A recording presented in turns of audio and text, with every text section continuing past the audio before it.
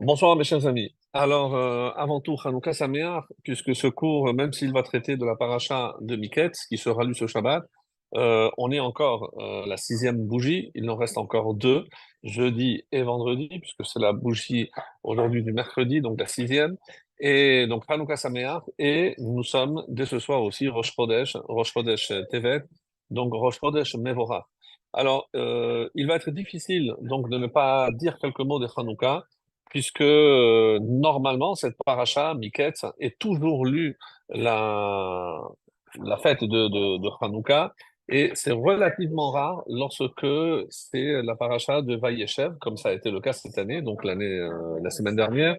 Donc, pour avoir une idée, en faisant le calcul, la, la paracha donc de Miketz n'a pas été celle de la fête de Hanouka il y a exactement 3 ans. Et avant cela, il y avait 23 ans qu'elle n'a pas été. Et la prochaine fois que Miketz ne sera pas la paracha de Hanouka, parce qu'elle est quasiment tout le temps, c'est dans 17 ans, c'est-à-dire en l'an 5801. C'est la première année du 59e millénaire. Donc imaginez enfin, le début de 59e centenaire. Et la fréquence que nous donne nos Chachamim, c'est 4 ans en 40 ans. Donc voilà la fréquence à laquelle la paracha de Miketz ne tombe pas à Hanouka, puisqu'on terminera le vendredi, dernier jour de Hanouka, et donc la paracha de Miketz, exceptionnellement, donc ne sera pas lue pendant la fête de Hanouka, avec toutes les allusions qu'on a déjà évidemment expliquées les années précédentes, avec plein de mots, plein d'allusions dans cette paracha, qui nous renvoie à la fête de Hanouka. Donc on ne va pas s'attarder sur ça. Et il y a aussi une invitée spéciale, parce que dire que la paracha de Miketz tombe quasiment toujours la fête de Hanouka, ça veut dire que la Haftara qui correspond à la paracha de Miketz est rarement lue, puisque c'est toujours remplacé par la Haftara de Hanouka, Roni Vesimchi, celle qu'on a lue la semaine dernière. Donc, il faudra attendre 17 ans pour que ce cas se représente, et c'est pour ça que j'ai choisi également de commenter un peu le passage de la Haftara. Alors, je vais vous dire de quoi elle parle, et tout le monde va évidemment se dire, ben oui, c'est connu, oui, mais ce qui est moins connu, c'est que c'est la Haftara qui, normalement, est lue pour la paracha de Miketz. De quoi s'agit-il? C'est dans le livre des rois, c'est lorsque, suite à un rêve fait par le roi Salomon, où il a une révélation et Dieu lui demande qu'est-ce qu'il voudrait que Dieu lui octroie. Et il demande Lev Shoméa, un cœur qui écoute. Autrement dit, le Chachamim m'explique que c'est la sagesse. Et comme il a donné la bonne réponse, en quelque sorte, il va avoir la sagesse, la richesse et la prospérité, puisque il va avoir donc une bénédiction exceptionnelle. Et juste après, donc, Vaïkatz, le début de la Haftara, il se réveille, Vahi Miketz, donc il y a un rêve, il y a aussi la sagesse, comme on va le voir avec Yosef, qui non seulement saura interpréter ou plutôt les rêves de Pharaon, mais il trouvera aussi une solution pour remédier à ces 7 années de famine qui s'annoncent extrêmement dures, puisque on va aussi essayer de réfléchir et d'essayer de comprendre comment, avec tous les devins, les magiciens, les sorciers dont était entouré le pharaon, personne n'a trouvé une réponse cohérente qui, ma foi, vous allez certainement vous demander, mais quand on parle de vaches, on parle d'épines, de blé, je veux dire, donc de là à faire le lien avec la nourriture, ça s'impose. Comment imaginer que aucun de ces sages n'a pu faire le parallèle et se dire que ici on parle de nourriture? Donc ça, c'est une question qu'on va essayer aussi de traiter ce soir. Et l'autre question qui est extrêmement difficile, comment le roi Salomon, lorsque il se réveille et il se rend compte d'ailleurs, comme dira le texte, qu'il comprend les oiseaux, il comprend les chiens, il comprend le langage des animaux, et c'est de là qu'il se rend compte qu'il a une sagesse exceptionnelle parce qu'il comprend le langage des animaux. Alors, lorsque il se rend compte, ça apparaissent deux femmes et c'est le fameux jugement de Salomon où les deux femmes se présentent avec un bébé mort et un bébé vivant et il faudra trancher. décider à qui appartient l'enfant vivant, le bébé vivant, et qui ment de ces deux femmes. Et le fait qu'il demande d'apporter un glaive pour séparer en deux, pour le couper, mais comment il peut imaginer une chose pareille? Vous allez voir des commentaires qui disent, mais c'est incroyable que le roi Salomon ait pu demander une chose pareille. Et c'est vrai, par exemple, parmi ceux qui ne comprennent pas cette réaction, eh ben, on a le Chida, par exemple, qui dit Hadavar caché beyoter. Ma achzariut zo. Comment on peut justifier une telle cruauté? Alors, même si on admet que c'est une mise en scène, que c'était pour provoquer, pour que celle qui mentait apparaisse en pleine lumière, mais est-ce qu'il allait vraiment prendre le risque de couper un bébé, c'est quoi? Pikarla Chai, qui alze bata. Donc, on comprend pas très bien comment le roi Salomon a pu aller aussi loin. Et dans Kohelet Rabba, un texte encore plus dur nous dit Amar Rabbi Yehuda, Amar Rabbi Ilai, Ilu Haïti Sham. Si j'avais été présent à cette scène, Haïti Korech al Tzavaro shel Ameler Gizeh Tzemer. J'aurais pris des rouleaux en laine et pour le mettre autour du cou. Mais du cou de qui? Du roi. Ve'aiti chonek, les commentaires disent, pour l'étouffer. Mais comment tu peux dire une chose pareille? Donc Rabbi Yehuda est tellement étonné qu'il aurait voulu tuer le roi Salomon de ses propres mains. Mais jusqu'où on peut aller? C'est incroyable ce qu'il dit. Et il continue que chez Omer, prenez-moi un glaive. Imaginons un instant que la mère, la vraie, la miséricordieuse, celle qui a vraiment de la peine pour cet enfant, si elle n'était pas intervenue, elle dit non, non, non, ne le coupez pas, donnez-lui, laissez-le vivant. Mais si personne n'avait parlé, est-ce qu'il aurait vraiment coupé l'enfant en deux?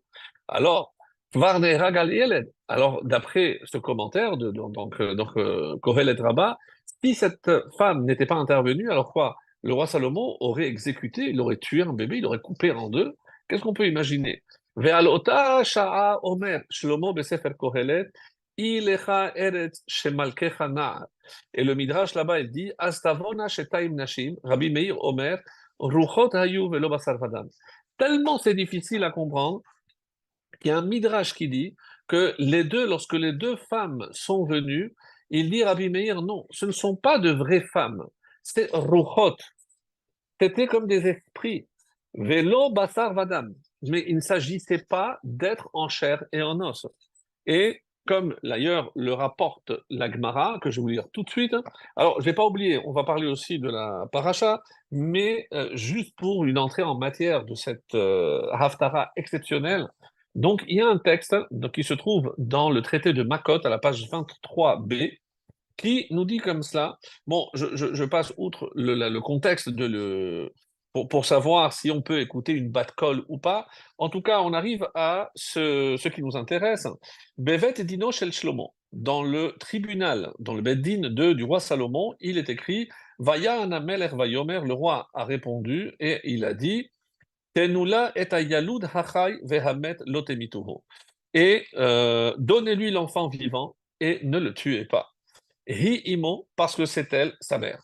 Alors, on pourrait demander, Menayada, d'où le roi Salomon le savait-il? Et à ce propos, il est dit, Dilma et Aruma mi Arama, peut-être que cette femme a agi avec de la ruse, donc je ne peux pas lui faire confiance à 100%. Comment on va établir un jugement sur une phrase qui n'est peut-être pas sincère et avec de la ruse? Elle a peut-être dit ça pour attirer l'attention du roi Salomon, disent ah, si elle a dit ça, c'est que c'est elle la vraie mère. Alors, que répond la Gemara sur ce point-là? Alors, dans le cas de Salomon, Midecha kaderachama haveha la merachama, puisque cette femme a montré de la compassion et que l'autre n'a pas montré de la compassion, et donc ça, c'était suffisant pour montrer que cette femme était sincère. Et d'autres disent que de quoi s'agit-il ici? Qu'il y a eu une bat-call. Parce que à ce moment-là aussi, comment le roi Salomon l'a su? Et on nous dit que c'était par une bat-call, c'est-à-dire une voix céleste. Et c'est comme ça qu'il écrit dans la Gemara, que je vais vous dire. Ella bat kol yatsea ve'amra hi'imo. Donc peut-être que cette bat-kol, cette voix céleste, n'a pas été entendue par tout le monde, mais en tout cas par le roi Salomon, oui. Et le roi Salomon a entendu et il a dit Hi-imo, donc il a compris que c'était cette mère. Ça, d'après ce texte de la Gemara, donc il a fallu l'intervention céleste pour éclaircir ce problème. Mais on va voir que, par exemple, le Malbim va donner une réponse exceptionnelle. Mais vraiment, quand je vous dis exceptionnelle, c'est exceptionnel. Parce que, si vous me permettez, je sais que tout le monde se rappelle de l'histoire, mais je vais vous lire parce qu'il y a un détail qui peut passer inaperçu et qui est d'une extrême importance. Donc, je ne vais pas vous lire toute la Haftara, mais en tout cas, on a compris que le lien de la Haftara avec la paracha, d'abord, c'est le rêve, et Vahi Miket Shenata Yamim, donc c'était au bout du rêve, donc il s'est réveillé, le pharaon s'est réveillé, et ici aussi, Salomon, Vahikat Vehine Chalom, et il a compris que c'était un rêve. De quoi a parlé ce rêve? C'est justement, qu'est-ce que tu voudrais que je t'accorde? Et le jugement, alors il a dit, Salomon a demandé le discernement, d'ailleurs dans le jugement, et aussi l'aptitude à distinguer le bien du mal. Dieu a tellement été heureux de cette réponse qu'il a donné la richesse, la célébrité et aussi la longévité. Alors, comme il a eu la sagesse, et ça fait aussi écho à la sagesse dont a fait preuve le Yosef, hein, le vice-roi, puisqu'il arrivera à vice-roi, c'est dans cette paracha de Miquette qu'il va sortir de la prison et il va accéder au titre de vice-roi après avoir interprété, on va dire, correctement ou les rêves de Pharaon. Alors, pour revenir à ce texte, regardez bien, écoutez surtout, à cette époque, il y a deux prostituées. Oui, on oublie ce détail, mais il s'agit de deux prostituées. C'est pour ça qu'il n'y a pas d'homme dans l'histoire, il n'y a pas de papa, se rendirent chez le roi et se tinrent devant lui. L'une des femmes dit, je t'en prie, mon seigneur, moi et cette femme vivons dans la même maison. Et j'ai donné naissance à un enfant alors qu'elle se trouvait dans la maison. Il est advenu que le troisième jour après que j'ai donné naissance, cette femme a également accouché. Donc, ces bébés ont 3 jours d'écart. Nous étions ensemble, il n'y avait personne d'autre que nous dans la maison. Donc, c'est toujours la même femme qui parle. C'est ce qu'on appelle dans un tribunal, c'est la Tova, c'est celle qui accuse, puisqu'elle va demander quelque chose. Et l'autre, c'est celle qui va devoir répondre à ce que la première est en train de dire. Et il est advenu que le troisième jour donc que j'ai donné naissance, on était ensemble, il n'y avait personne d'autre dans la maison. Nous deux, seuls, nous trouvions dans la maison pendant la nuit. Le fils de cette femme est mort, car elle s'était couchée sur lui. Alors elle s'est levée du milieu de la nuit. Elle a pris mon fils d'à côté de moi pendant que ta servante dormait, et l'a couché contre son sein. Et son fils mort, elle l'a déposé contre mon sein. Donc apparemment, l'histoire, elle est classique. Donc elle se réveille avec un enfant mort, et elle dit, c'est pas le mien, c'est celui de ma voisine qui me l'a échangé. Lorsque je me suis levé le matin pour nourrir mon fils, voici qu'il était mort. Mais lorsque le matin est venu, je l'ai examiné, j'ai vu que ce n'était pas mon fils, celui que j'avais enfanté. L'autre femme dit une phrase, ce n'est pas vrai, c'est mon fils qui est vivant et celui qui est mort est le tien. Donc, qui parle, c'est celle qui tient le fils vivant dans ses bras. Puisque celle qui accuse, elle est en train de dire que le bébé mort qu'elle a dans son sein n'est pas le sien, que c'est l'autre qui l'a changé. Et qu'est-ce qu'elle prétend la deuxième? Non, c'est pas vrai. Celui qui est mort, c'est vraiment le tien. Le vivant, c'est le mien. Donc moi, je t'ai rien changé. Et la première, elle a dit, non, celui qui est mort est ton fils, celui-ci que j'ai, et celui qui est vivant, celui que toi tu as, est le mien. Et c'est ainsi qu'elles discutèrent devant le roi. Le roi dit alors, celle-ci, il répète, dit, celui-ci est mon fils, celui qui vit, donc celle qui n'a pas parlé beaucoup, et ton fils est celui qui est mort. Et l'autre dit, donc c'est la première qui a parlé, ce n'est pas vrai, ton fils est celui qui est mort, donc celui que j'ai en fait c'est le tien, et mon fils c'est celui qui est vivant, c'est celui que tu as. Alors le roi dit, amenez-moi un glaive. Et on a amené un glaive devant le roi dit, coupez l'enfant vivant en deux et donnez la moitié à chacune à ces femmes.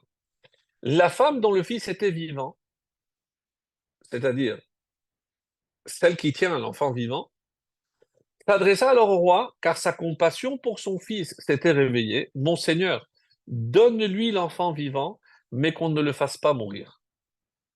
Donc, elle est prête à céder. Alors, finalement, laquelle? C'est celle qui avait l'enfant vivant, qui le donne à l'autre, celle qui avait le mort, et qu'on ne le fasse pas mourir. Mais l'autre dit, il ne sera ni à moi ni à toi, tranchez-le. Alors le roi prit la parole et a dit, donnez à la première femme l'enfant vivant et ne le mettez pas à mort. Et on dit qu'une voix est sortie des cieux pour confirmer la décision du roi Salomon, d'après les commentaires, mais c'est ce qu'on a lu dans la Gemara, dans le traité de Makot. C'est elle la mère. Lorsque tout Israël eut vent du jugement que le roi avait rendu, on fut pénétré d'une grande déférence pour le roi, car on vit que la sagesse de Dieu était avec lui pour exercer la justice.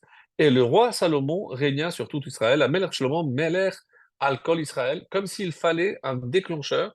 Cette histoire a déclenché le respect de tout l'ensemble du peuple, et c'est à partir de ce moment-là qu'on considère que son règne a vraiment commencé, puisqu'il a été accepté par tout le monde.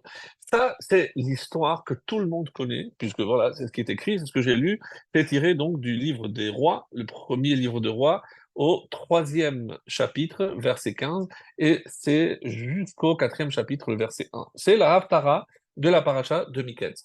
Alors, c'est vrai encore une fois qu'on n'a pas rarement l'occasion d'en parler, et c'est pour ça que je m'étais dit que c'était une bonne occasion de parler. Alors, on ne va pas forcément chercher le lien avec Hanouka, en tout cas pas tout de suite, parce qu'il n'y en a pas, mais on essaye de comprendre comment le roi Salomon a eu une telle idée.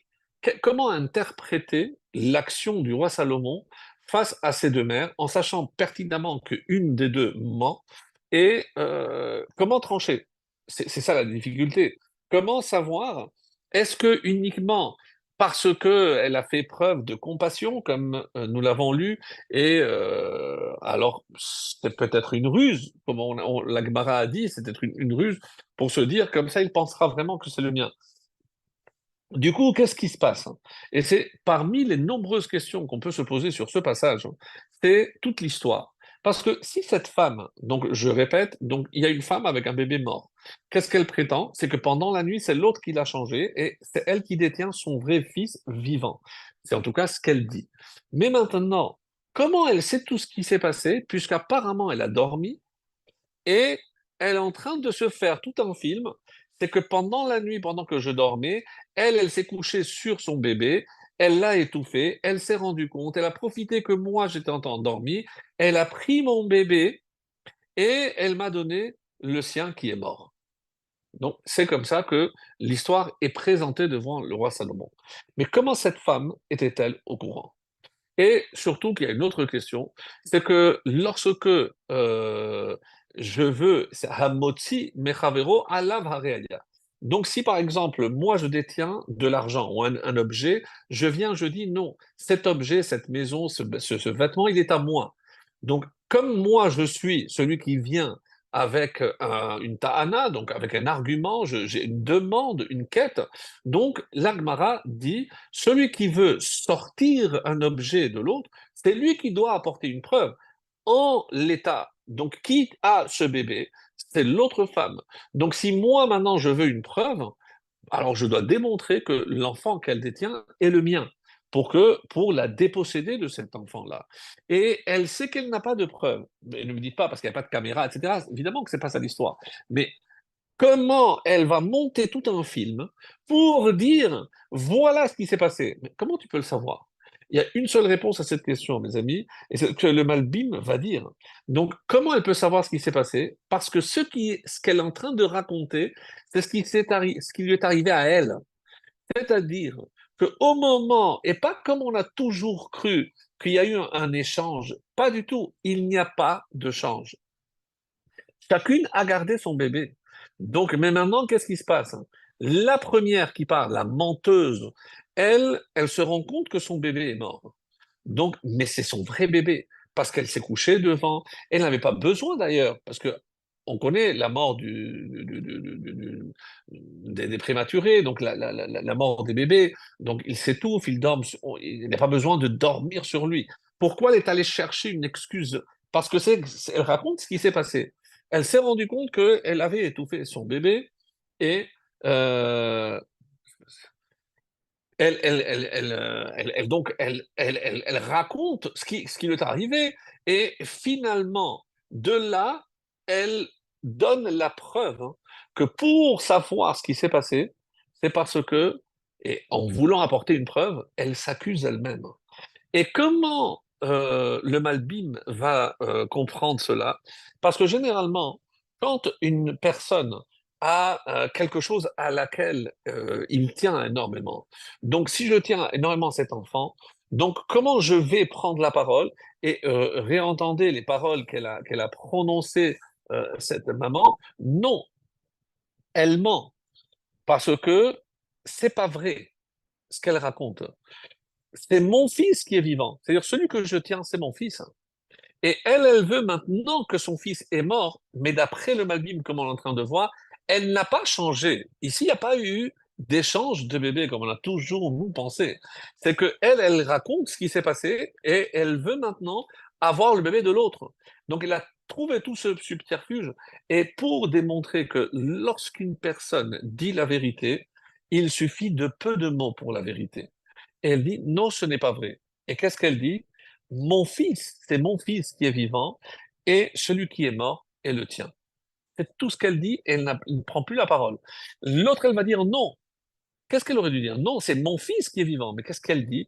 Non, celui qui est mort est ton fils. Mais elle est en train de se vendre. Celui qui est mort, c'est-à-dire qu'elle parle de qui? De son vrai fils. Celui qui est mort. Donc de là, on comprend que comme une personne met toujours en avant ce qui est important pour elle, pour cette personne, donc le fait de dire celui qui est mort, elle dit pas mon fils est le vivant. Non, celui qui est mort, son fils, c'est le tien. Elle ment. Et celui qui vit est le mien. Mais commence par celui qui est important à tes yeux. Mais c'est ce qu'elle fait. Et c'est pour ça qu'elle dit, celui qui est mort est le tien.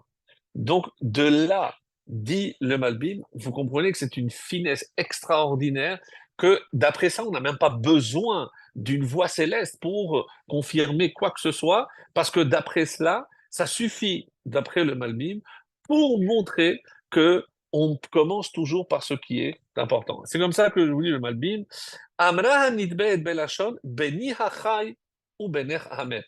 Regardez en combien de mots, quatre mots. Beni hachai, mon fils est vivant. Bener et ton fils est mort. Ve'atobad, mais celle qui demande, elle a dit non, bener hamet. Celui qui est mort, c'est le tien. Ou beni hachai. Donc il a inversé. Ve'aklal bilshon ha'adam, yagdim masheu ha'ikar, ve'ye'acher et atafel. Et c'est un grand principe, qu'une personne commence toujours par ce qui est important à ses yeux. C'est pour ça que la femme qui a commencé à dire mon fils est celui qui est vivant, c'est elle qui a raison, parce qu'on commence toujours par celui qui est important. Parce qu'elle comprend que c'est la preuve que c'est son fils qui est le vivant.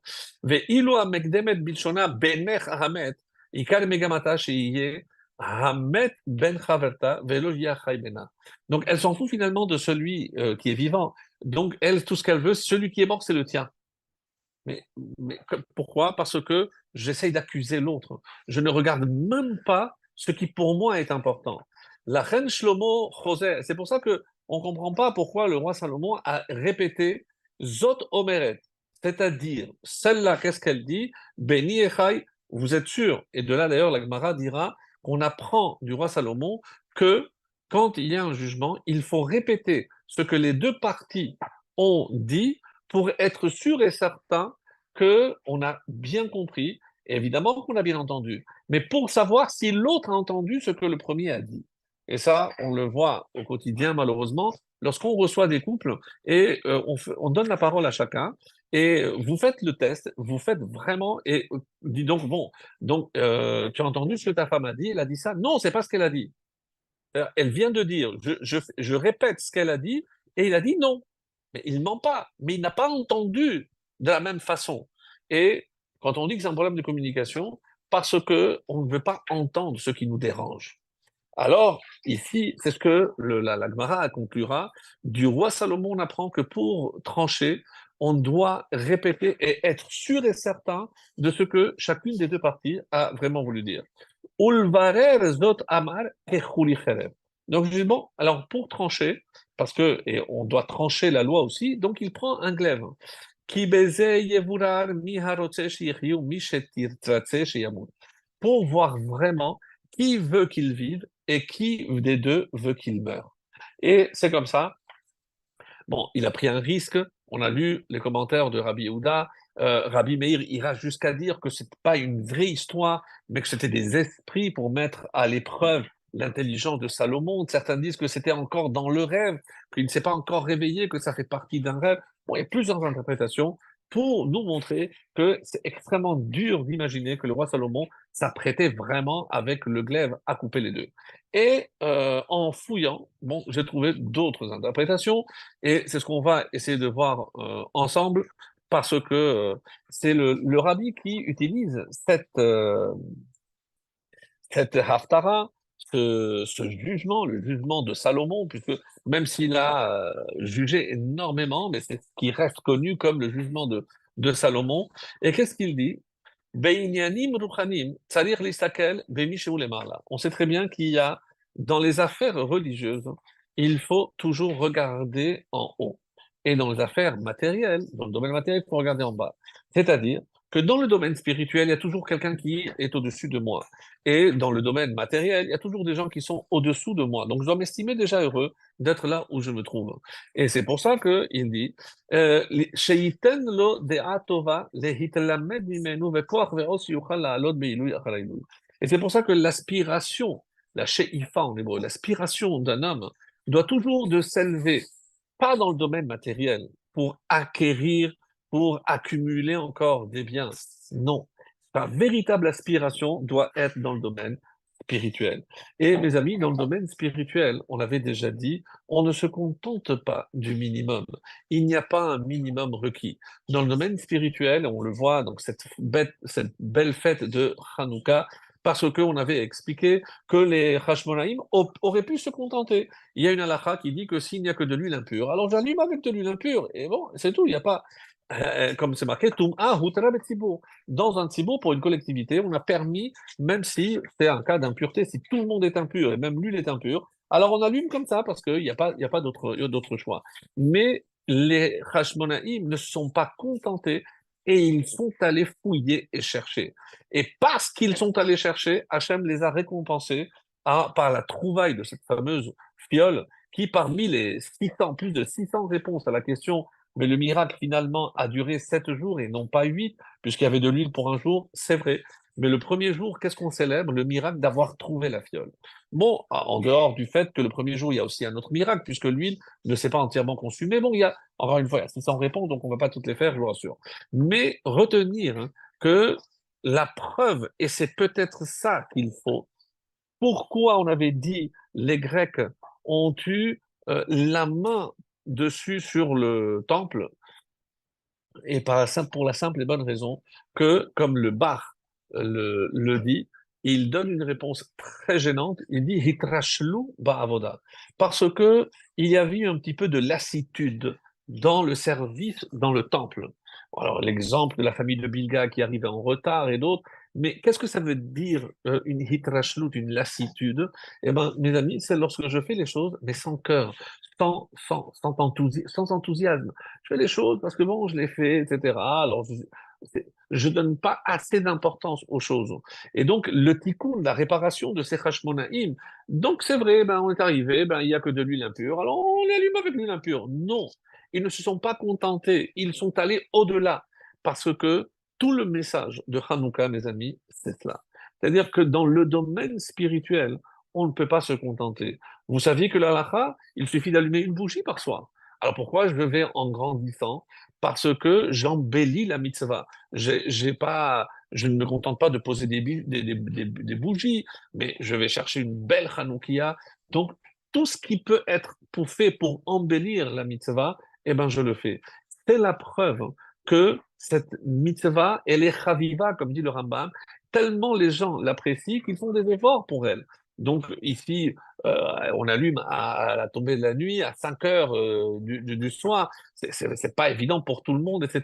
Mais on s'efforce pour montrer l'amour, la chavivout de la mitzvah, parce que mes amis, c'est ça le tikkun. Ce qui s'était passé, c'est qu'on a commencé à sentir une certaine lassitude, et dès que la lassitude était là, eh ben, des ennemis sont rentrés et nous ont dit, ben, si vous faites mal votre travail, alors dehors, nous, on prend les lieux, on prend possession des lieux. Et donc, pour déposséder les Égyptiens, pour déposséder les Grecs du temple, eh ben, il a fallu justement faire preuve d'un enthousiasme au-delà de la normale. Et ça, c'est tout le sens de ce miracle extraordinaire. Alors, le, le rabbi nous dit, Kavanat Shlomo, c'est dans une sikha, ce qu'on appelle sikha beyechidut, donc quand il recevait en yechidut, en tête-à-tête des personnes, il y avait toujours quelqu'un qui prenait des notes et on a fait apparaître ce texte-là. Et, et il est dit, Kavanat Shlomo lo haïta bemuvan shel gizru befoal.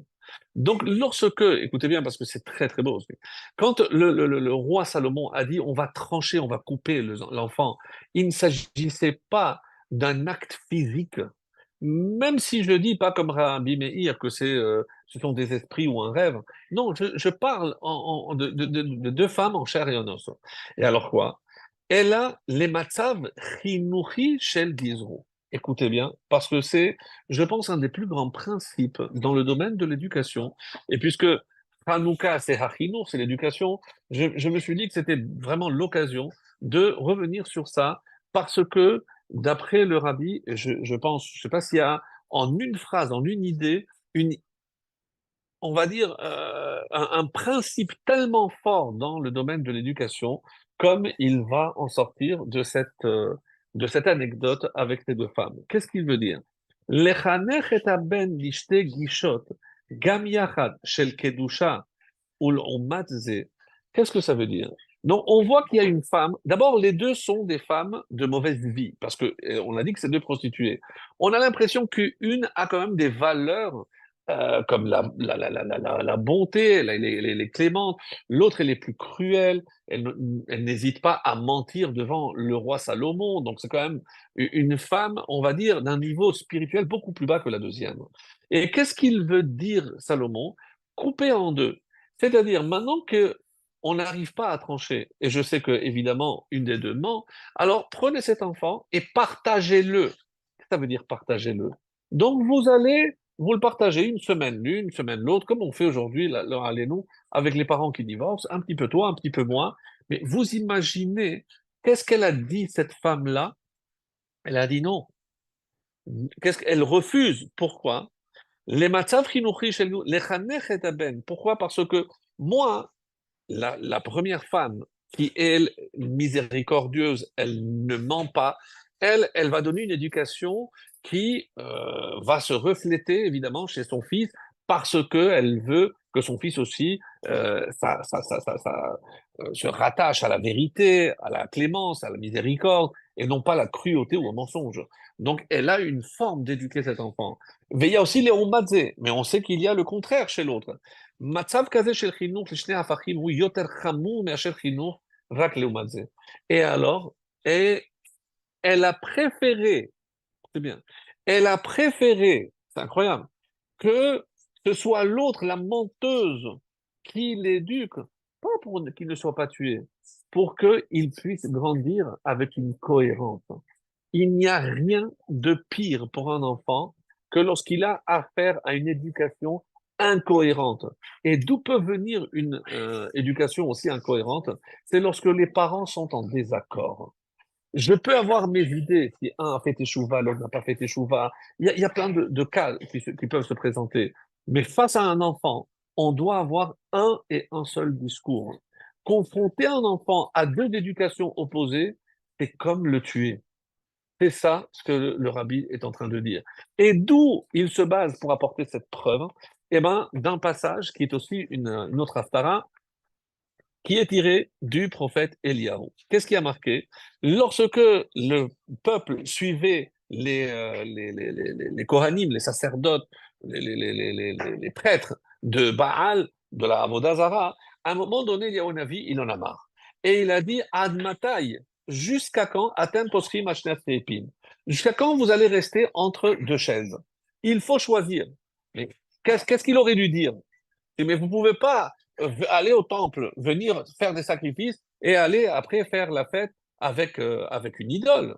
Donc, soyez cohérents, restez avec Dieu. Pardon, c'est pas ce qu'il dit. Ima Baal, si vous pensez que le Baal a raison, lechu acharav. Alors, allez chez lui. Mais comment? C'est comme si je me levais, je disais, écoutez, ça sert à rien de faire semblant de faire Shabbat lorsque je sais que vous allez faire les courses l'après-midi. Alors c'est laissez tomber la synagogue. De toute façon, ça sert à rien. Allez au foot, allez faire les courses et faites ce que vous avez à faire. Mais aucun rabbin n'aurait osé avoir un tel discours. Mais pourtant, c'est ce que Yahunavi est en train de dire. Et qu'est-ce qu'il raconte? Et c'est pour ça que le rabbi rajoute, Lamrot she'avodah zara chamura yoter. Mais quoi? Je vais inciter les autres à faire la Avodah Zarah? Non. Avala poser, mit cacher la chose. Pourquoi? Parce que je vais faire la Avodah Zarah, mais à un moment donné, lorsque je vais être cohérent et sincère avec moi-même, je vais arriver à un mur, comme Abraham. Et à ce moment-là, je pourrai faire Teshuvah. Mais quel est le problème de celui qui est entre deux chaises? C'est que pour lui, tout va bien dans le meilleur des mondes. Donc, il ne pourra jamais faire Teshuvah parce que pour lui, il fait ce qui est correct. Alors, deuxièmement, c'est ce qu'il dit, Enomakir bechet'o, donc il ne reconnaît pas sa faute, et évidemment, il justifie son comportement. Non, mais voilà, je fais ce qu'il faut. Deuxième point, à Oved Avodazara, c'est sûr qu'il se trompe, celui qui fait de l'idolâtrie. Aval klalut inyan arucheniot, mais s'attacher à une forme d'idolâtrie, c'est s'attacher à une forme de spiritualité erronée. Ceux qui vont chercher le Tibet, je ne sais pas, c'est de l'Alaï Lama, tout ce que vous voulez, mais parce qu'ils sont à la recherche d'une idéologie spirituelle. Donc, lorsqu'ils se rendront compte de l'inanité de tout ce qu'il y a autour de la Torah, ils reviendront au bercail. C'est ce que le rabbi dit. Celui qui hésite entre deux, c'est quelqu'un qui est détérioré dans son intériorité. Parce que il n'y a rien, il ne va pas au fond des choses, jusqu'au fond. Il joue sur les deux plans, mais on ne peut pas jouer sur deux plans. Et quelle est l'éducation que je vais transmettre à mon fils? Qu'est-ce que je vais lui dire? Les Havdil. Ben, mon fils, tu sais, ben voilà, eh ben, nous on est ouvert, on met le sapin de Noël et la Hanoukia, chacun choisit les deux. Chas Shalom. Si tu veux être cohérent, mets ou l'un ou l'autre. Mais mettre les deux, ça veut dire que je n'ai rien mis. Parce que rien n'a de la valeur. Je ne peux pas confronter une Hanoukia à un sapin de Noël qui est à l'extrême opposé de ce que la Hanoukia représente. Donc à quoi je joue? C'est pas possible. On ne peut pas éduquer les enfants dans un milieu pareil. Et c'est pour ça que le rabbi continue. Alors, si quelqu'un a vraiment la crainte du ciel, aval mitzat rasha shabeliot, mais parfois il a peur ou il a honte des gens, de ce qu'on dira-t-on. Yomru alav shehu batlan, regardez celui-là, il fait pas ce qu'il a à faire. Ou mevatel les fiches inyanim shel Torah, mitzvot, minhag les filo hazman. Alors il préfère suivre des modes, il préfère suivre parce que c'est dans l'air du temps, alors on va faire. La dame caché yoter la sot tshuva. Et c'est pour ça que pour une personne pareille, parce qu'il n'est pas cohérent, il ne pourra pas faire facilement. Tout le monde peut faire teshuva, mais pour lui, ce sera extrêmement difficile. Donc, ça, c'est le premier point. Mais je voulais rajouter à ce propos et sur la Haftara une autre lecture aussi très intéressante du Rav Kook. Le Rav Kook se base sur ce jugement du roi Salomon et il dit finalement qu'est-ce qu'on a ici? On a un fils qu'on veut couper en deux. Qui est ce fils? Donc c'est le fils qui reste vivant, c'est-à-dire le peuple juif, le peuple d'Israël. Il a une analyse magnifique, donc vraiment ce que je vous donne, c'est la quintessence, mais j'ai trouvé que, vu, en tout cas pour nous qui habitons ici en Israël, on voit comment cette clairvoyance, qui, rappelons-le, que c'était le premier grand rabbin d'Israël, le Rav Kook, qui avait presque de la prophétie, c'est pas de la clairvoyance. Et il savait qu'un jour ou l'autre, il allait y avoir un schisme dans la société israélienne actuelle entre couper l'enfant en deux. Qu'est-ce que ça veut dire? D'un côté, ce qu'on appelle ici les religieux, et de l'autre côté, bon, en bon français, on dit les séculiers, c'est-à-dire les chilonim, les non-pratiquants. Donc, il a senti. Et c'est vrai que la question est très, très difficile. Pourquoi? Parce que je sais très bien que si dans un sac ou dans un corps humain où il y a un membre qui est gangréné, eh ben, je suis obligé de le couper pour sauver le reste. Donc, ça veut dire que je me sépare de l'autre. Alors, la question est-ce que lorsque, au sein du peuple juif, je sais qu'il y a une partie de la population qui risque de contaminer l'autre? Alors, pour sauver celle qui est encore intacte, est-ce que je dois me séparer littéralement? Donc, ça, c'est le problème soulevé, d'après le Rav Kook, en tout cas, c'est une lecture magistrale, magnifique de ce passage. Et c'est pour ça que en recherchant un petit peu sur cet Haftara, on trouve vraiment des pierres précieuses. Et il apporte deux avis. Alors, c'est vrai, ceux qui disent non, il faut couper, et c'est, par exemple, il donne un exemple en Hongrie, il y a à peu près déjà 150 ans, en 1868, il y avait une majorité de juifs qui commençaient à être libérales. Et qu'est-ce que les juifs disent pas orthodoxe, parce que le mot n'existait peut-être pas encore, mais les pratiquants ont eu peur de l'ampleur que commençait à avoir ce mouvement, et ils ont décidé de se séparer. Alors on connaît la suite. C'est tout ce mouvement libéral, ben, c'est perdu, ils ne sont plus, il n'y a plus de juifs. C'est ceux qui se sont finalement assimilés. Est-ce que, en restant près d'eux, est-ce que je prends le risque pour les sauver de me mettre en danger ou pas? C'est une question à laquelle on n'a pas de réponse, mes amis. Et c'est ça la difficulté. Parce que de notre côté, on va voir par exemple Rabbi Shimshon Raphaël Hirsch qui va prendre une décision un peu semblable. Et pour lui, il était obligatoire de faire partie de la petite communauté qu'il venait de créer, donc en s'écartant des autres. Donc, mais on a l'opinion, par exemple, d'un rave de Würzburg, si je prononce bien, qui s'appelait Yitzhak Dov Bamberger, et il n'était pas d'accord avec ça, et il disait que dans une vraie communauté, il doit y avoir des gens pratiquants et des gens aussi qui ne sont pas pratiquants. Ça, c'est une vraie communauté. Alors, sur quoi il se base? Sur le mot Tzibour. Tzibour, c'est tzadikim, Benonim et Rechaim. C'est les initiales. Tzibour, dans un Tzibour, il y a des gens tzadikim, des Benonim, on espère comme nous tous, et des Rechaim, mais aussi ceux qui ne font pas ce qu'il y a à faire. Mais ils font partie du Tzibour. Et l'opinion aussi de Rav Naftali Tzvi Yehuda Berlin, qu'on connaît sous le nom du Netiv, il était à la tête d'une grande yeshiva de Vologine en Lituanie. Et pour lui, écoutez bien, parce que c'est des mots très durs, une communauté séparée est aussi atroce que des glaives enfoncés dans la chair. D'où il prend cet exemple, et c'est pour ça que le Rav Kook s'inspire, le glaive que Salomon a voulu utiliser pour séparer. Le peuple juif ne peut pas être séparé. Si je sépare, couper cet enfant en deux, c'est le tuer. Le peuple juif ne peut pas être séparé. Et c'est pour ça que le Rav Kook, il termine par évidemment une connotation, une note d'espoir. Parce que c'est comme ça qu'il faut envisager véritablement le peuple juif. Le peuple juif est composé des gens qui pratiquent, des gens qui ne pratiquent pas, mais l'essentiel, c'est qu'il reste unis. Et on le voit aujourd'hui, mes amis, vraiment quelque chose d'exceptionnel. Ce qu'on voit aujourd'hui, on a rarement vu dans le peuple juif. Il a fallu une guerre, il a fallu beaucoup de morts, allez-nous, peut-être, mais cette fratrie on ressent aujourd'hui, comment tous ces soldats, avec vraiment cette bravoure, comme je les appelle, aujourd'hui ce sont nos maccabim à nous, mais qui luttent contre l'obscurité dans le monde et qui nécessitent de notre protection, qui nécessitent de nos prières, parce que ce n'est pas encore fini, loin s'en faut, et c'est ça qu'il s'agit. Donc, si quelqu'un a décidé de rester étudier, mais qu'il sache et qu'il prenne conscience que c'est pour protéger ceux qui, eux, ont pris une arme au lieu d'une Gemara. Mais on a besoin des deux, parce que c'est comme ça qu'on gagnera par cette union-là. Et comme ça conclut d'ailleurs le Rav Kook en disant, un enfant fragmenté est un enfant mort. Donc, La mort du peuple juif, c'est la séparation.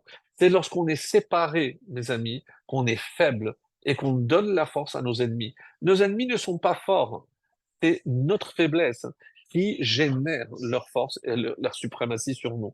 Et c'est ça tout le problème. Alors, donc, c'est pour ça que qui dit il faut couper, c'est une fausse mère. C'est une mère qui n'en est pas une. Dans une vraie mère, hein, elle ne peut pas. C'est comme dans une famille. Je sais qu'il y a un enfant, ben, il donne du fil à retordre. Mais est-ce que je vais dire, eh ben, tu ne fais plus partie de ma famille? Une mère va rejeter un enfant pour. On ne peut pas faire ça. On ne peut pas. Mais de la même façon, à un niveau beaucoup plus large, bien sûr, c'est ça la collectivité d'Israël. Je ne peux pas la couper. La couper, c'est la condamner, c'est la tuer. Et c'est ça ce que dit ici. Et qui c'est qui laisse en vie, c'est la femme Clémente, la mère Clémente, parce qu'elle veut le bien de son fils. Elle veut le bien du clan d'Israël. Et c'est comme ça qu'on pourra briser, conclut le Rav Kook, là, avec tous ceux qui brandissent, on parle des deux côtés, hein, c'est des extrémistes, on les trouve des deux côtés, qui brandissent le glaive pour la séparation, pour Chas Shalom. Donc, que au moins cette guerre apporte cette union dont on a tellement, tellement besoin. Voilà un petit peu ce que je voulais dire sur la Haftara. Il y a plein de choses encore, mais on va passer, si vous me permettez, à la paracha. Et voilà, c'est la moitié à peu près, un peu moins. Et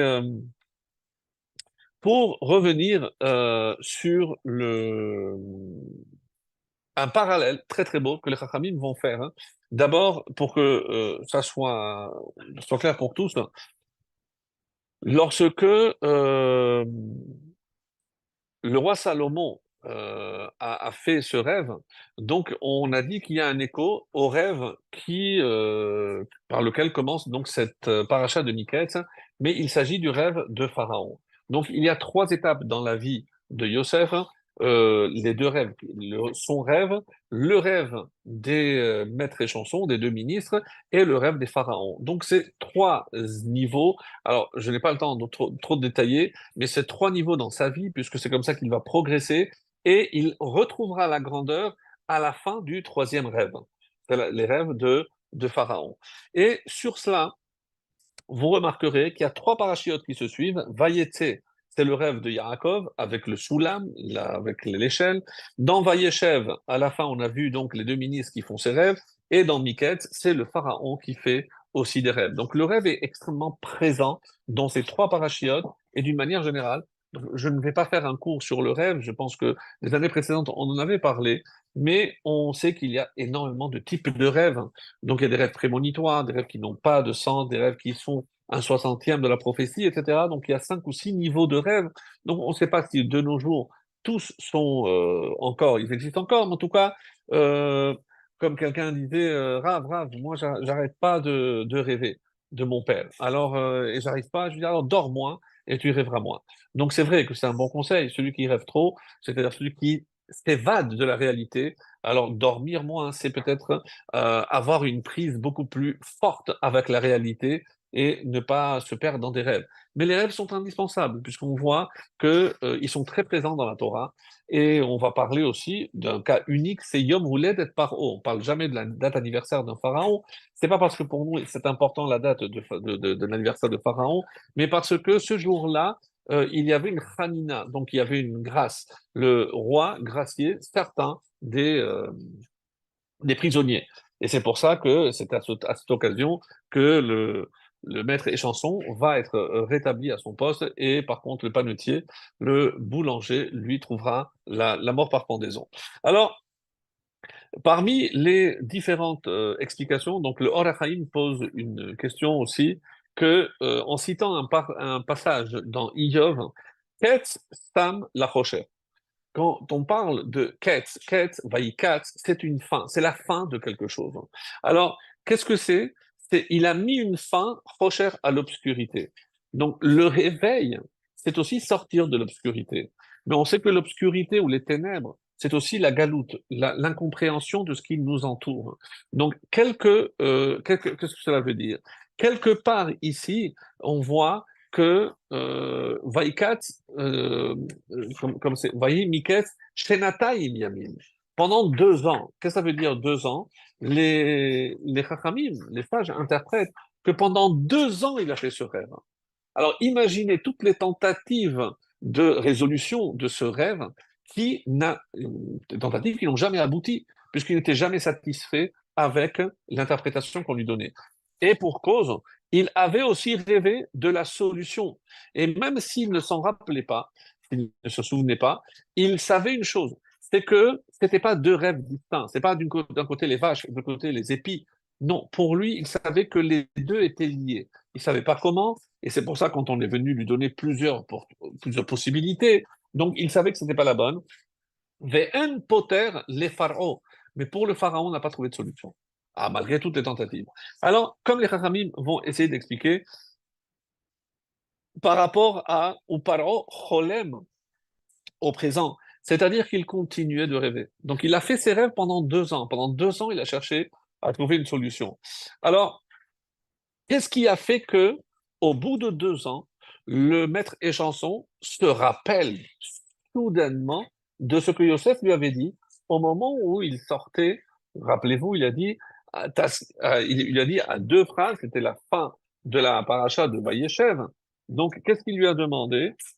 Euh, il s'appelle Saramashkim. Alors, il lui a donné la réponse et va Yomer Yosef, Zepitrono, voici la réponse. Et donc, Ki im zechartani itecha, souviens-toi avec moi. Ka'asher yitavla, quand l'heure va te sourire, donc tout ira bien pour toi. Vehizkartani, donc 2 fois il a dit, tu te souviendras, tu te souviendras. Et on dit, c'est combien le souvenir? Eh bien, le souvenir, c'est comme on apprend des règles de deuil d'ailleurs, c'est qu'on se souvient d'une personne pendant un an, d'où la halakha que pendant 12 ans, pardon, pendant 12 mois, donc on observe justement le deuil. Alors, il y a autre chose qu'on apprend aussi du comportement du roi Salomon, ce qui m'a échappé tout à l'heure, c'est qu'au moment où il s'est réveillé, il s'est rendu compte qu'il avait acquis la sagesse, il a fait un repas, il a fait une fête. Et sachez que c'est la source. Vous savez que lorsqu'on termine un traité de Guémara, on fait une fête qu'on appelle un siyum, quand on clôture une étude. Et d'où vient cette coutume-là? C'est du roi Salomon. Parce qu'on considère que justement, l'étude, et parce qu'on a approfondi, parce qu'on a amplifié notre sagesse de la Torah, comme le roi Salomon, et donc on doit rendre à Hachem, et c'est pour ça que justement on fait une fête quand on clôture une étude, par rapport pas à l'étude elle-même, mais la sagesse que cette étude nous a donnée. Alors, donc 2 fois, et ça va lui coûter 2 ans. Comme Rachi va l'expliquer, le commentaire va en dire. Donc, il va finalement passer 2 ans supplémentaires au-delà de 10 ans. Donc, à 18 ans, il va en prison. Donc, 10 ans plus 2, il va sortir, donc âgé de 30 ans de la prison. Alors, il y a une question très intéressante que posent nos sages. C'est combien de temps, parce qu'il y a un Rachi aussi formidable concernant Vahi Miket Shenataim Upar Ocholem Viner Omed Al Hayor. Donc, qu'est-ce qui s'est passé par rapport à cela? Et on dit combien de temps il est resté dans le bord. Alors, je rappelle que quand on parle du bord, c'est parce que c'était sous terre, hein, euh, donc, donc, bon, je le retrouve pas, mais on dit qu'il est resté, ils sont restés 12 mois. 12 mois, alors c'était ici, je pense. C'est le Shekanim, Non, je ne le trouve pas. En tout cas, la question est la suivante. C'est par rapport à combien de temps a duré le jugement des 2 ministres? Question, je vous pose. Donc, on n'a pas de précision. Oui, on a une précision. Parce que pendant, on dit 9 ans, donc on ne parlait avant le jugement des deux ministres, on ne parlait que de l'affaire de Yosef, qui avait trompé le Potiphar, qu'il avait voulu prendre sa femme. Donc, juste le jour où on a découvert, il est allé en prison, eh ben, c'est le jour où donc les deux ont été accusés et ils ont été en prison. Et pendant 9 ans, donc on a jugé, pour l'instant, le jugement, donc ils sont pas en prison, pendant 9 ans, puisque ils ont connu Yosef pendant 1 an en prison. Et il faudra encore attendre 2 ans avant sa sortie. Ça veut dire que ils étaient en prison apparemment pour au moins un an. Il y en a qui disent ils devaient en prison pour 2 ans, mais Rachid dit ici clairement que c'est 12 mois. Et c'est pendant l'année où ils étaient en prison, c'est à ce moment-là qu'ils ont rencontré Yosef. Oui, mais Yosef, ça faisait 9 années qu'ils étaient là. Alors, qu'est-ce qui s'est passé pendant ces 9 années? Eh bien, on n'avait pas réussi à trancher. Et on dit comme ça que c'est Hachem qui a fait exprès pour qu'on oublie, on mette de côté le problème de Yosef. On s'est concentré uniquement, comme aurait fait aujourd'hui tous les journaux. Donc, il y a des nouvelles beaucoup plus fraîches à se mettre sous la main. Donc, on ne parlait que de ces deux ministres qui avaient et de quoi on parle ici? Une mouche dans le verre de vin, et l'autre, on a trouvé une petite pierre dans le pain qu'il avait servi dans la farine. Donc, et la punition est évidente. Pourquoi? Parce que quand il a servi, il peut attester qu'au moment où il a mis le vin, il était propre, il n'y avait pas de bouche. Donc la bouche peut arriver après. Mais lorsque il y a une pierre, c'est dans la farine, ça veut dire, et c'est pour ça que c'est beaucoup plus grave, qu'il n'a pas prêté attention. Et même dans l'expression utilisée par la Torah, quand à la fin de Vayeshev, qu'est-ce qui est marqué? Vayachara devarim haele chateu, qui ont fauté, Mashke melech Mitzrayim, le maître et chanson de roi d'Égypte, Vehaofe. Pourquoi on ne dit pas ou mashke vehaofe les meler Mitzrayim? On dit non, la faute n'est pas la même. Pourquoi? Parce que déjà, le mashke, il a fait du mal au roi, parce que le roi, même une mouche, ben, il aurait dû faire attention quand même. Mais le ophé, même si c'était pas le roi, mais vous imaginez vendre du pain avec des pierres dans la farine, mais ça veut dire que c'est quelqu'un qui ne prêtait vraiment pas attention. Et ça, c'est une faute, même pas vis-à-vis du roi, mais même vis-à-vis de n'importe qui. Et donc, c'est pour cela qu'ils ont été, donc les deux, on ne savait pas, est-ce que pour une mouche, oui, ça justifie de le condamner, etc., pendant 9 ans. Donc imaginez les débats, ils n'avaient rien d'autre à faire. Et ça, c'est ce que le Malbim explique. Alors, donc 9 années de débat pour enfin les condamner à prison. Ils sont restés, d'après Rachid, donc 1 an en prison. Et c'est au bout de cette année, juste avant la date anniversaire du pharaon, qui profitait donc de cette date pour gracier certains des prisonniers. Et c'est comme ça qu'ils se sont connus. Alors, il y a une histoire que j'aime beaucoup et qui, à mon avis, illustre très bien ce de quoi on est en train de parler. C'est-à-dire que lorsque je constate ce que le Yosef est en train de dire au maître échanson, c'est que quand il lui dit Taskireni itecha avec toi, c'est parce que il faut que tu comprennes que si tu as fait des rêves, c'est pour me faire sortir d'ici. Parce que le moment est venu de sortir d'ici.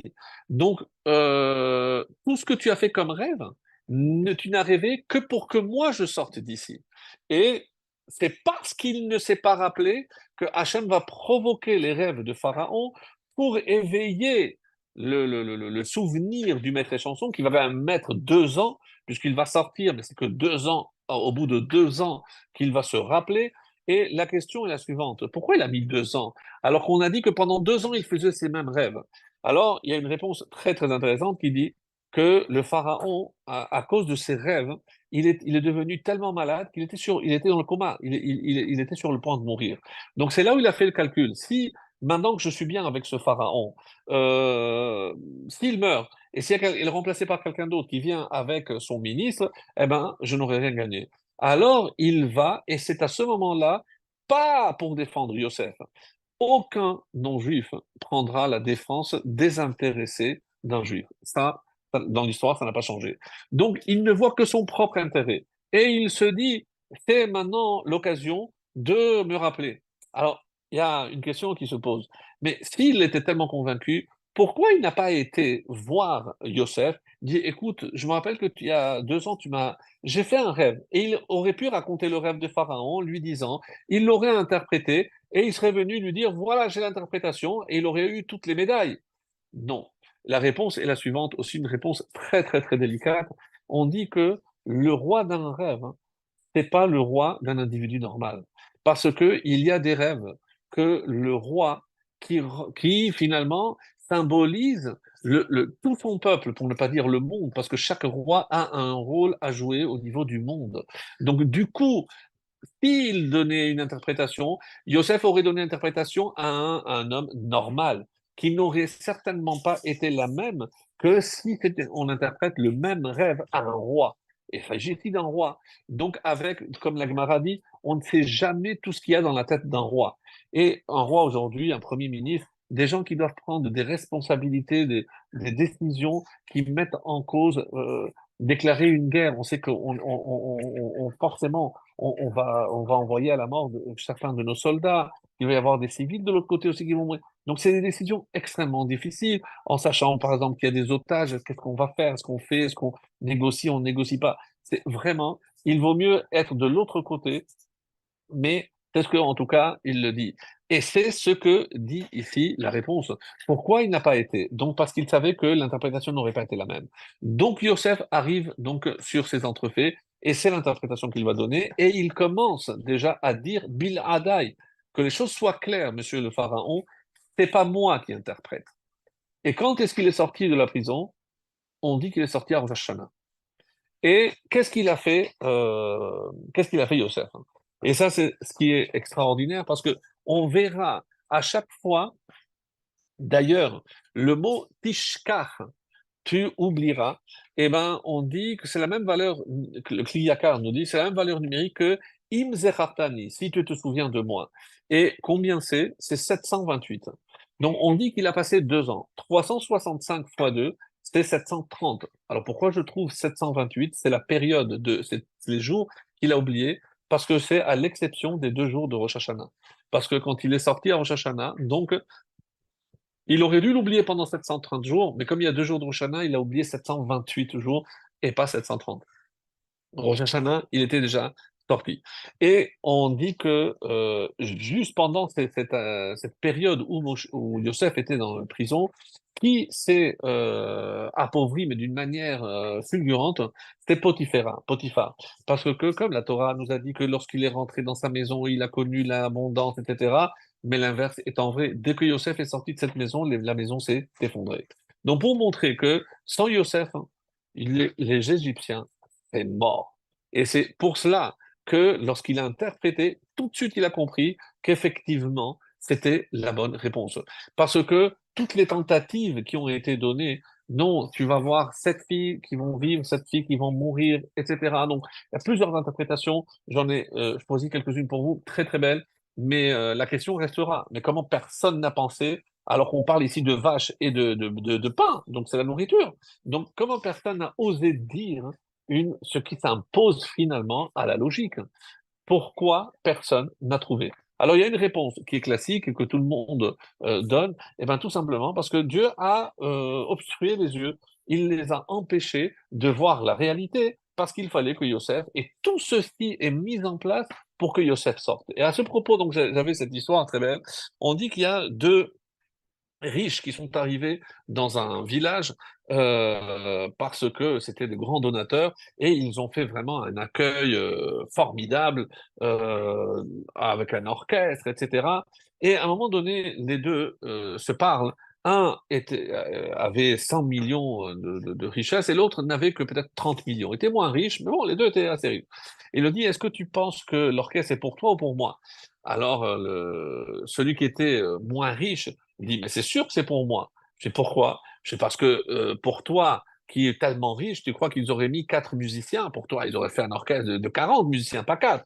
Donc, comme il n'y a que 4 musiciens, c'est sûr que c'est pour moi. Mais non, pas du tout. Pour toi, ils n'auraient pas mis du tout d'orchestre. Comment ça se disputer? On va aller voir le rabbin. Et ils vont voir le rabbin, imaginez la scène. Donc, ils vont à le rabbin, il lui dit, écoutez, c'est une question très épineuse.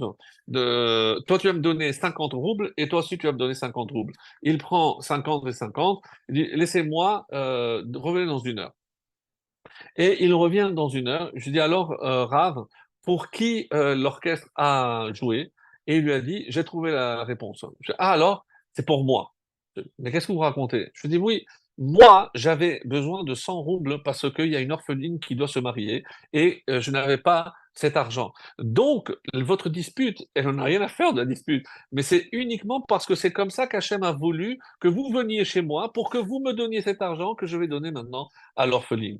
C'est-à-dire comment Hachem s'arrange? Alors tout le rêve finalement des deux chansons, le maître et chanson, tous les rêves de Pharaon, tout ceci n'a qu'un seul but, mes amis, c'est faire sortir Yosef de la prison.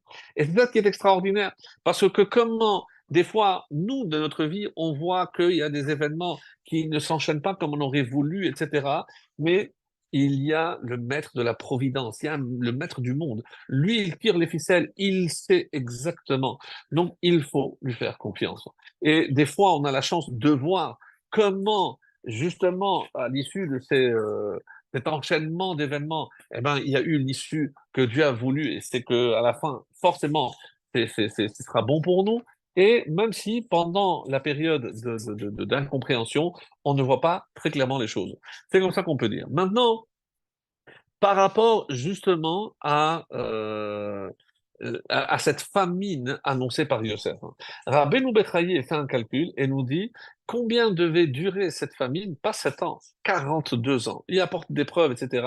Mais vous imaginez la famine pendant 42 ans, mais tous les Égyptiens seraient morts. Donc ils doivent leur existence à Yosef, hein. Yosef qui va se préoccuper parce que sachant qu'il y allait y avoir des années de famine, et finalement il n'y aura pas 7, parce que son père va arriver, donc évidemment il y a une interruption, il y aura à peine 2 années, mais pendant ces 2 années, donc il va montrer la hauteur. Alors il monte au pouvoir à l'âge de 30 ans, il va mourir à l'âge de 110 ans, donc pendant 80 ans, Yosef va diriger l'Égypte. Ça, on avait donné des explications, comment expliquer qu'un personnage d'un tel calibre, où le Zohar dit Tzadik Yesod Olam, on parle de Yosef, qui est la base du monde. Comment il a pu gérer un pays comme l'Égypte?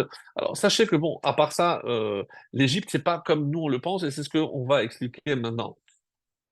Alors, comment ne pas imaginer, et ça c'est très intéressant par rapport à un midrash très beau qui dit que El et Toledot Yaakov Yosef, voici les descendants de Yaakov, Yosef. Et le midrash profite de cette phrase pour dire que tout ce qui est arrivé à Yaakov est arrivé à Yosef. C'est-à-dire qu'ils partagent énormément de points communs. Par exemple, les deux sont nés, je ne dis pas toute la liste, elle est très longue dans le midrash, mais les deux sont nés circoncis, les deux avaient une maman stérile, les deux mamans ont eu 2 enfants, maman ont eu des difficultés pour mettre au monde. Un a été haï par son frère, Yosef aussi par ses frères, hein. Donc Esav a cherché à le tuer, les frères ont aussi cherché à tuer Yosef, hein. Les deux étaient des bergers. Euh, ils ont été bénis de richesses. Les deux ont quitté la terre d'Israël pour en dehors d'Israël. Ils ont eu des enfants. Et ce qui est intéressant, c'est que les deux ont atteint la grandeur à travers un rêve. Pour Yosef, c'est clair, puisque c'est le rêve de notre paracha, le rêve de Pharaon. C'est comme ça, grâce à ça, qu'il va sortir. Il va atteindre la grandeur. Mais pour Yaakov, oui, c'est le premier rêve dont on a parlé dans la paracha. Donc on avait dit que dans la première paracha, de Yishlach avant Vayeshev. Donc, Vayetse, il a fait le rêve de l'échelle à ce moment-là. Donc, et c'est ça ce qui a, en fait, en quelque sorte, décidé du sort extraordinaire de Yaakov. Alors, pour revenir au rêve de Pharaon, et ça sera notre conclusion, Donc, on a parlé de la conquête de 7 peuples, et chaque fois, on apporte des preuves. Hein. Donc, c'est pas qu'on a inventé. C'est sûr qu'il y a des preuves à tout ce qui a été dit.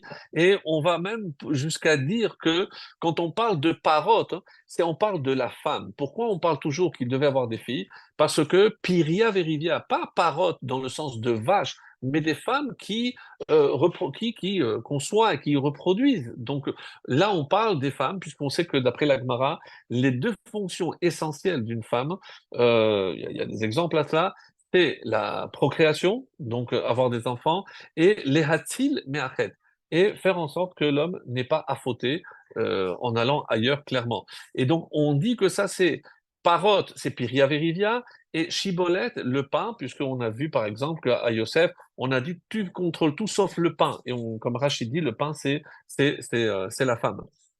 Alors, le mec d'Ava dit, et ça c'est la réponse à la question, comment personne n'a trouvé une interprétation aussi simple, c'est que pour eux, il était inconcevable la famine en Égypte. On dit que c'est le seul pays au monde qui n'a pas besoin de pluie.